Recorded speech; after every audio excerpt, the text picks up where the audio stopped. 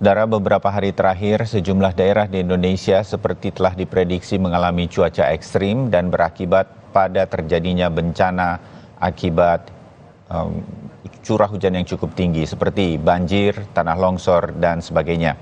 Bagaimana kemudian langkah dari BMKG untuk mitigasi cuaca ekstrim ini?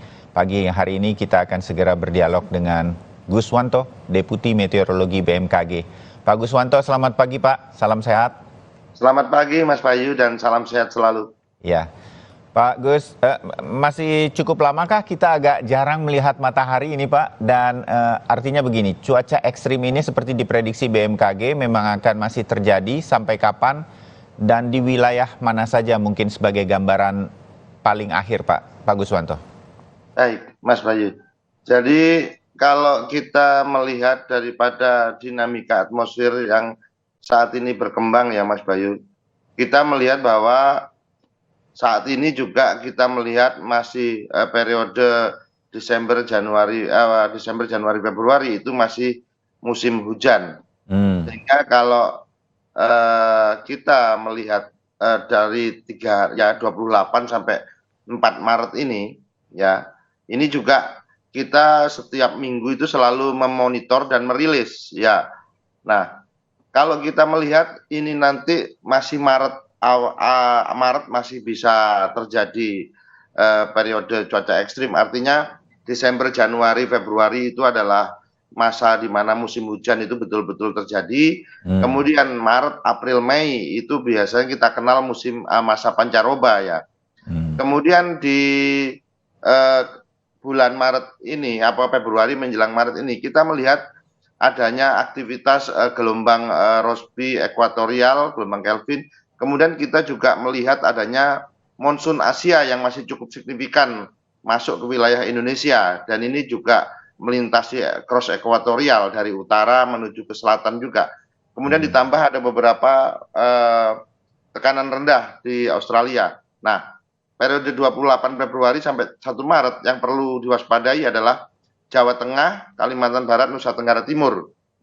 Ini yang perlu kita lihat. Di mana sedangkan beberapa wilayah lainnya yang potensi hujan sedang hingga lebat itu bisa terjadi di Aceh, Sumatera Utara, Riau, Kepulauan Riau, Bengkulu, Lampung, Banten, kemudian DKI Jakarta, Jawa Barat, Jawa Tengah, Yogyakarta, Jawa Timur, Bali, ini Nusa Tenggara Barat, Nusa Tenggara Timur, Kalimantan Barat, Kalimantan Timur, Kalimantan Tengah, Kalimantan Selatan, Sulawesi Selatan, Maluku Utara, Papua, dan Papua Barat. Ini yang masih potensi hujan sedang hingga lebat ya Mas Bayu.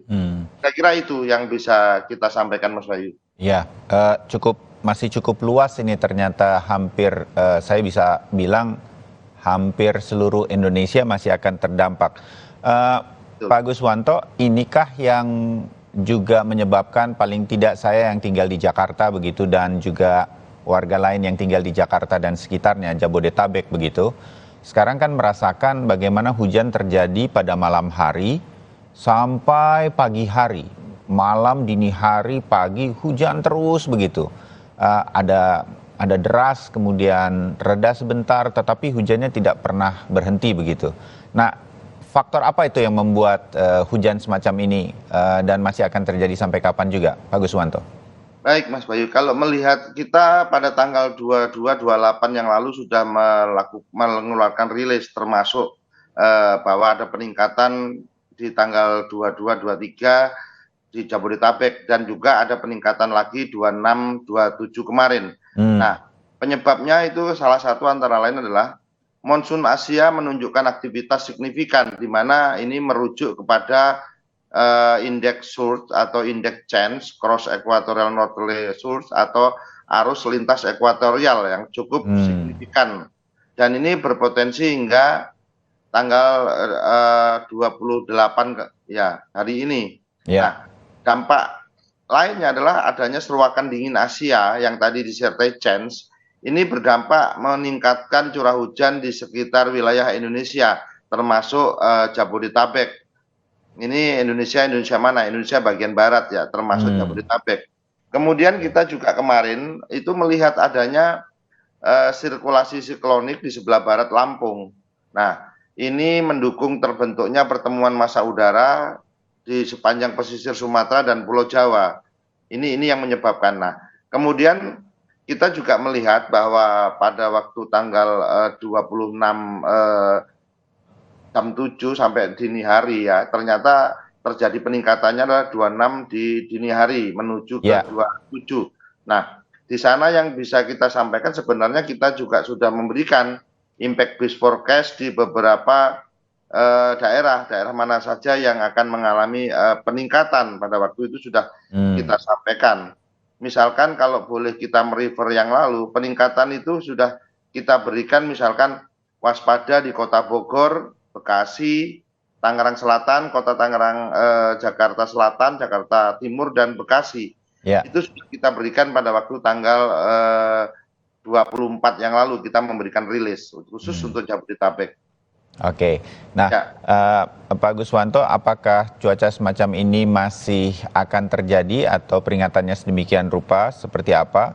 Termasuk juga cuaca ekstrim seperti yang selalu disampaikan oleh BMKG masih akan terjadi semacam gelombang tinggi dan curah hujan tinggi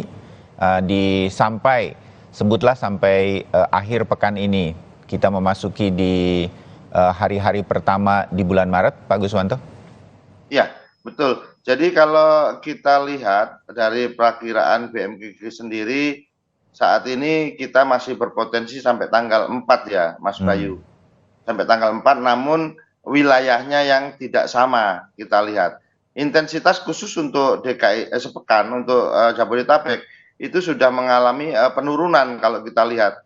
Kemarin tanggal 26, 27 sudah banyak, kemudian tanggal 28 ini udah hanya waspada saja yang kita lihat. Nah, perlu diketahui Mas Bayu bahwa pada tanggal kemarin itu hujan seperti itu hujan tertingginya ada di Sunter Hulu. Sunter Hulu itu hanya sekitar 105 mm ya per hari. Kemudian stasiun klimatologi Banten itu juga 105. Nah, selebihnya itu baik di Bekasi dan itu masih di bawah 100. Kita lihat curah hujan 100 itu masih hanya lebat ya, belum ekstrim. Ekstrim kan di atas 150 mm. Nah, kalau kita melihat hal-hal seperti ini, tentunya potensinya akan terjadi. Terus kemudian belajar dari tahun-tahun yang lalu, biasanya hujan di Jabodetabek itu kalau sudah dini hari, pagi hari, maka dia biasanya menuju musim pancaroba atau musim peralihan dari hujan menuju musim kemarau. Ya, baik, oke. Pak Guswanto, kalau dari semua pantauan menjelang pancaroba yang mungkin biasanya memang terjadi ekstrim cuaca begitu, mitigasinya dari BMKG tetap akan disampaikan dan kami masyarakat juga bisa terus memantau ya dari akses-akses yang bisa kita dapat di media sosial. Dari akun-akun media sosial BMKG ini akan terus disampaikan informasinya. Begitu Pak Guswanto? Ya, betul. Jadi kita juga memberikan himbauan kepada masyarakat. Misalkan saat ini kita menghimbau kepada masyarakat tetap waspada potensi bencana hidrometeorologi akibat cuaca ekstrim, khususnya daerah-daerah yang rawan bencana, misalkan di bantaran sungai. Kemudian ada yang tinggal di daerah yang berlereng, yang mudah longsor. Kemudian juga kita yang biasa misalkan tinggal di daerah pesisir ya, ini juga kita perlu waspada adanya banjir pesisir atau rob. Terus kemudian kita juga memberikan informasi ya secara rutin, baik itu di media center info BMKG, kemudian call center 196, kemudian bisa juga Mas Bayu datang ke kantor BMKG terdekat atau kantor BMKG pusat di Kemayoran. Untuk mengetahui ini. Jadi informasi ini kita berikan setiap hari, setiap ada perubahan selalu kita update. Demikian.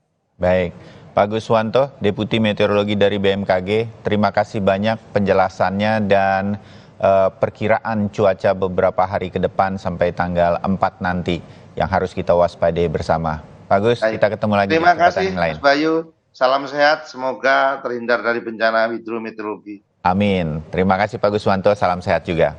Salam sehat. Ya.